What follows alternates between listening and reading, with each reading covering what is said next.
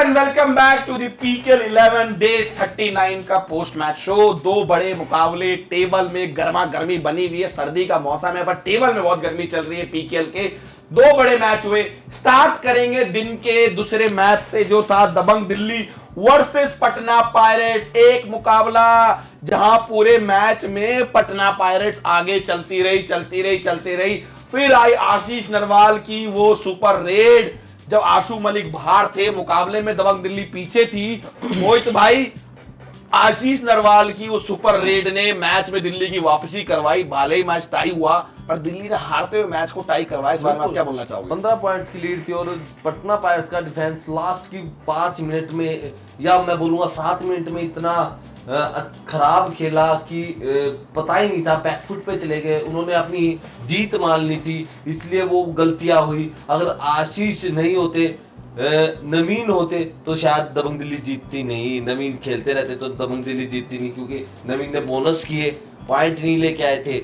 मतलब touch point जरूरी थे, बोनस पॉइंट जरूरी नहीं थे। इसलिए आशीष आज इस मैच के हीरो है। आशु मलिक बाद में हीरो हो गए, आशीष इस मैच के हीरो, क्योंकि आशीष ने 7 जो पॉइंट लाए, 4 touch point, 2 bonus point, 1 tackle point भी लेके आए।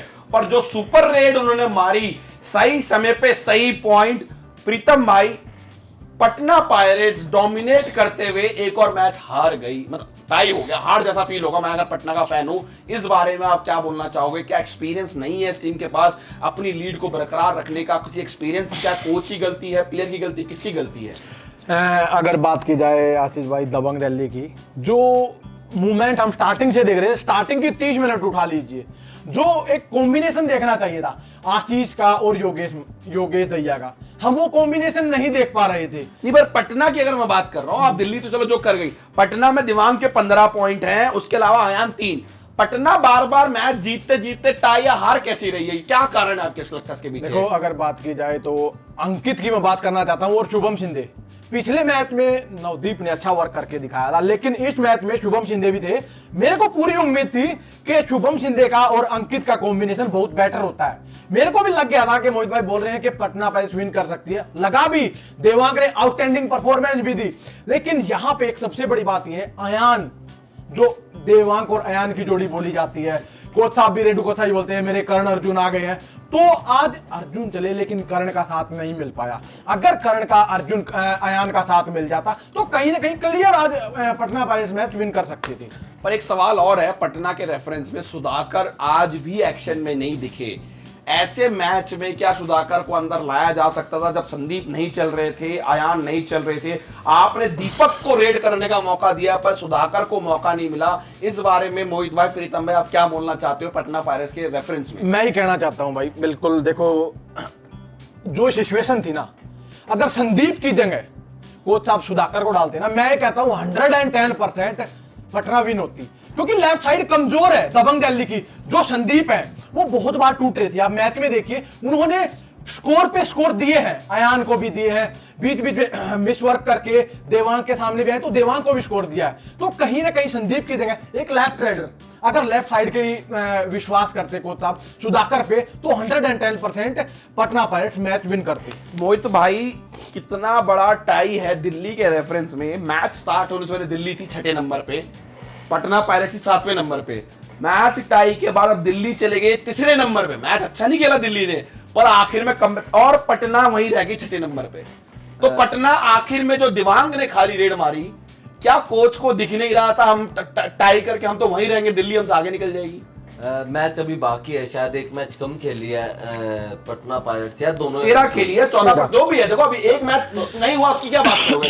जो हुआ उसके हिसाब से बात करिए ना। मैं अगर कोच होता तो मैं यही बोलता कि दबंग दिल्ली का जो डिफेंस था वो बोनस इजीली दे रहा था। अगर आगे भी खेला था तो 1 पॉइंट 100% दबंग दिल्ली का डिफेंस देता और जीत सकते थे इस मैच को। ये कोच की गलती बताना चाहूंगा। देवांग जब ऐसे रेडर है आपके पास तो क्यों नहीं आप उससे ट्राई कराए? अगर आपको ये लग रहा है कि हारने का डर है तो क्यों कबड्डी के कोच बने या क्यों कबड्डी के प्लेयर बने?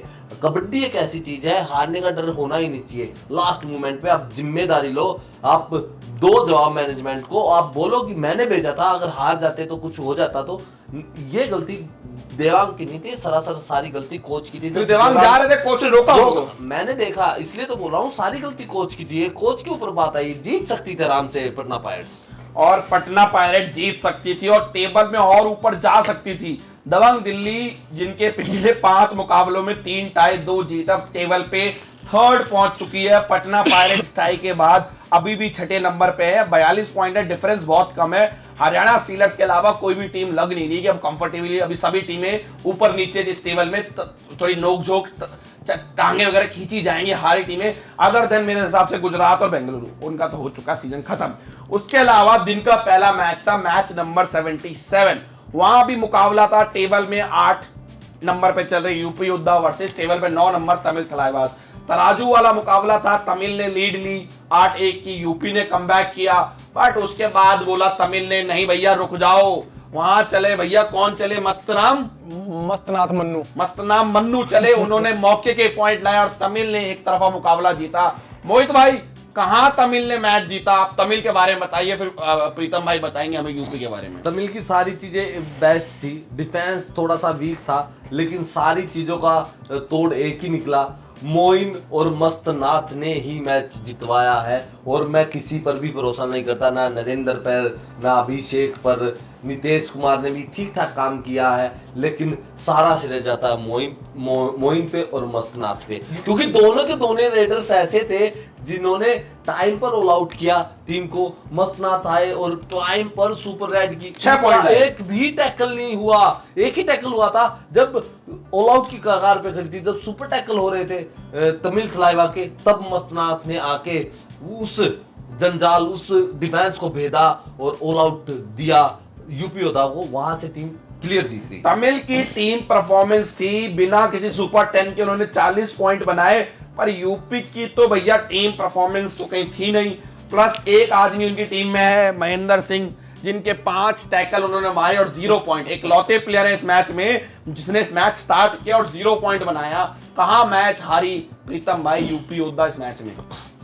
जो सबसे बड़ी बात, जब 3 का डिफेंस था, जब आशु ने सुपर टैकल करने की कोशिश की, जैसे ही मस्तनाथ मन्नू आगे गए, साहुल और आशु और पीछे से सुमित, जब आशु ने थाई होल्ड करने की कोशिश की, लेकिन वहां पे उसकी ग्रिप से निकले, वही एक बहुत बड़ा टर्निंग पॉइंट था। अगर वहां पे वो सुपर टैकल हो जाता तो कहीं ना कहीं अपना क्या कहते हैं यूपी योद्धा उस मूवमेंट पे जीत भी सकती थी, लेकिन वो ऐसा मूवमेंट था, वहीं पे बिल्कुल रेफरी साहब ने भी हाथ को घुमा के 5 पॉइंट घोषित किए और वहीं से मूवमेंट मिला। और उसके बाद तमिल थलाइवास का डिफेंस ओफेंस कंटिन्यू 100% वर्क दिया और विनिंग मोड की तरफ गए।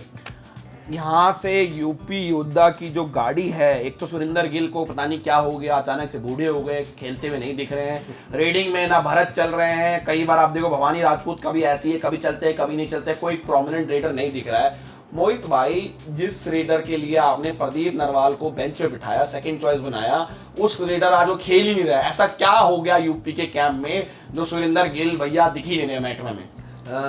पता नहीं, सुरेंद्र गिल को देखो, वो तो इंजरी अपडेट नहीं है मेरे पास कि उनको इंजरी हुई है, बेंच पे है तो इंजर्ड नहीं है, या कॉन्फिडेंस लो हुआ है, या कोच विश्वास नहीं कर रहा है। क्योंकि जब प्रदीप थे तो हमें यही पता था कि प्रदीप से पहले फर्स्ट प्रायोरिटी सुरेंद्र गिल को दी जाती थी। एकेडमी के रेडर थे उनके, बिल्कुल, और एकेडमी के रेडर थे। तो अब इस सीजन पता नहीं कौन सा कॉन्फिडेंस गिर गया या कोच से लड़ाई झगड़ा हो गया। और भैया ये सारी बात चल रही है कि कोच से लड़ाई झगड़े चल रहे हैं, जैसे सचिन आए, बाद में सचिन आते ही थोड़ा सा टीम का माहौल तो बना, रुके तो सही।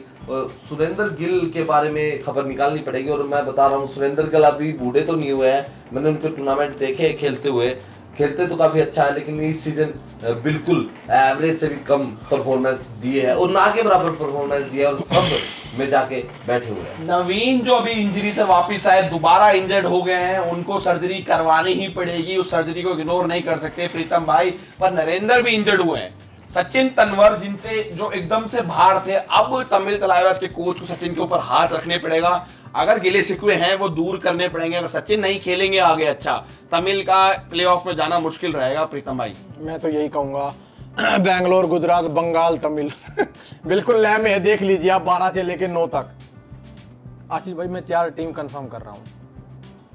4 टीम क्वालिफाई नहीं कर पाएंगे। मेरा बैंगलोर, अनुमान है ये। गुजरात, बैंगलोर, गुजरात, बंगाल, तमिल। तो यही तो बॉटम 4 है इस टाइम पे। अब वही मैं कह रहा हूँ। ये 4 तो नहीं जा रही, मैं कह रहा हूँ मैं मान लिया, मेरा प्रेडिक्शन है। मोहित भाई आपका? मैं अभी नहीं बता रहा भाई। ठीक है। और देखिए यही मजा है हमारे साथ, अगर आप कल अब 27 नवंबर को 2 और बड़े match, table topper Haryana steelers versus defending champion Puneri Paltan आपको एक्शन में दिखेगी नोएडा में। बंगाल वॉरियर्स, जो भी मनिंदर की बंगाल वॉरियर्स जो बिल्कुल आउट ऑफ फॉर्म और सबसे खराब टीमों में से एक, खेलेगी इस टूर्नामेंट की सबसे खराब टीमों में से ही गुजरात टाइटंस के साथ, जो मुकाबले डेड रबर्स है।